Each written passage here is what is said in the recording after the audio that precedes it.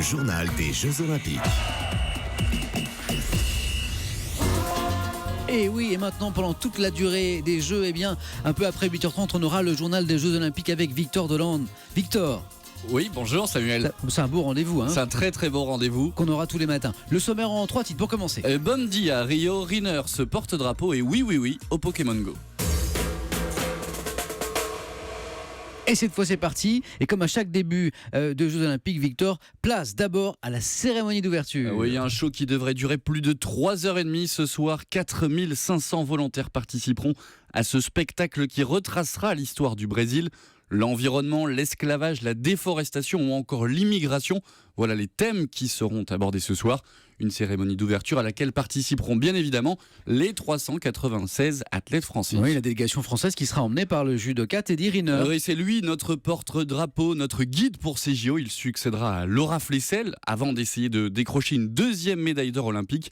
Teddy Riner, ce beau bébé de 140 kilos, est un tout petit peu nerveux, écoutez. Je vous cache pas que j'ai un peu le trac parce que je suis le premier qui est rentré et j'ai pas envie de me louper, me prendre les pieds dans les fils de quelque chose qui traîne. J'ai envie d'être exemplaire. Mais voilà, je pense qu'il faut rester soi-même, ne pas se mettre une pression plus que les Jeux Olympiques en apportent naturellement, j'ai envie de dire. Teddy Riner au micro européen de François Claus. Certains athlètes ont déjà eu la chance de connaître les joies d'une cérémonie d'ouverture. Oui, c'est le cas du boxeur français Tony Yoka, champion du monde en titre et très très bonne chance de médaille. Rio, il se rappelle surtout de l'entrée dans le stade il y a 4 ans. Écoutez. À Londres, on était rentré dans le stade avec un gros cri de guerre que Teddy avait lancé. Et voilà, tu rentres dans un stade, je crois qu'il y avait 80 000 personnes à Londres, c'était assez impressionnant.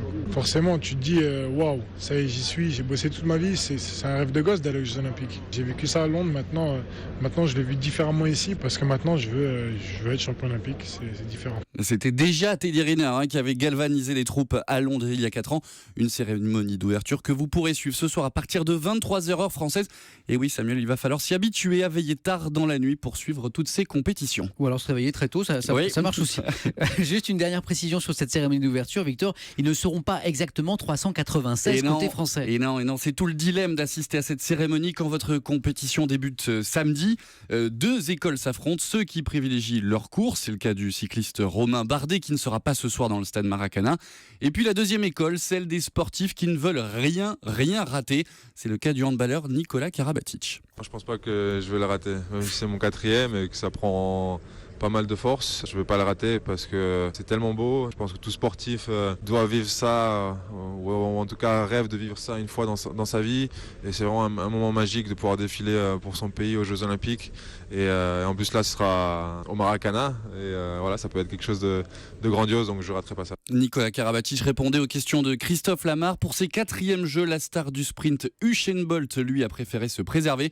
Le Jamaïcain sera le grand absent de cette cérémonie ce soir. Au chapitre dopage maintenant, fin du feuilleton sur la délégation russe. Oui, après les révélations sur le dopage d'État russe, le comité international olympique a enfin rendu sa décision hier. Ils seront donc 271 sportifs russes à participer à ces JO.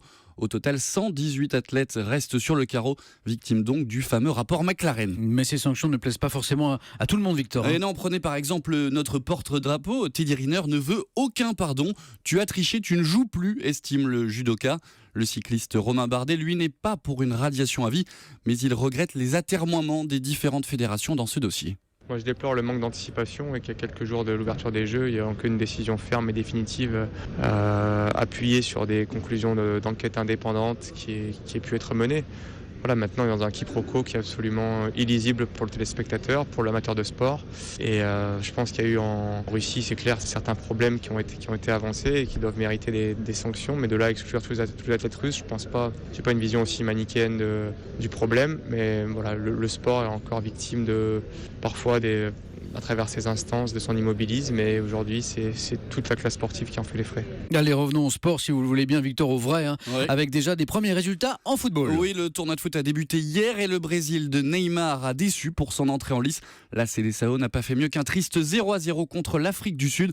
En revanche, pas de souci pour la Corée du Sud qui a étrié les îles Fidji 8-0. 8-0, c'est un beau score. Oui, ça. c'est pas mal.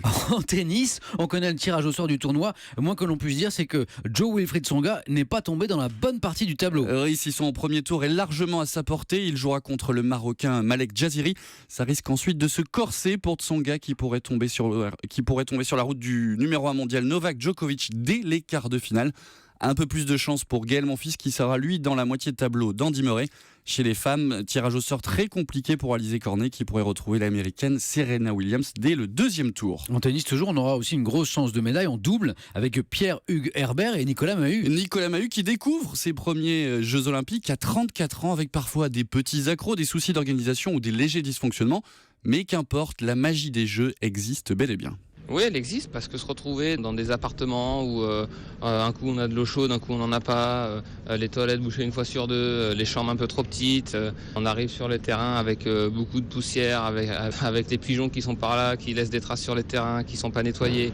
Enfin, j'ai plein d'exemples comme ça à l'appel et finalement il n'y a aucun joueur qui va se plaindre parce que justement on est là pour les Jeux Olympiques, pour représenter notre pays, parce qu'on a envie de revenir ici au Club France et de fêter une médaille. Et c'est la même chose avec tous les athlètes. Nicolas Mahut au micro Europe 1 de Corinne Boulou. C'était le journal des sports de Victor Hollande. Une petite dernière info peut-être, Victor. Oui, elle concerne les Pokémon Go qui sont enfin là, gros ouf de soulagement pour les athlètes qui ne peuvent se passer de cette application pour smartphone. Les fans parmi lesquels on compte le nageur français Yannick Agnel pourront donc partir à la chasse des Pikachu et autres bulles bizarres. L'appli qui cartonne en ce moment a été lancée hier à Rio, juste à temps pour le début des Jeux. Oui, parce que jusque-là on n'avait pas Pokémon Go. Pas de Pokémon Go et pas de Pikachu. Voilà, certains athlètes s'en étaient inquiétés. Quelle folie quand même que ce jeu de Pokémon Go. Ah oui, tout à fait. Attention sur la route, il ne faut pas jouer en roulant, c'est très important. C'était le journal des Jeux Olympiques de Victor Hollande.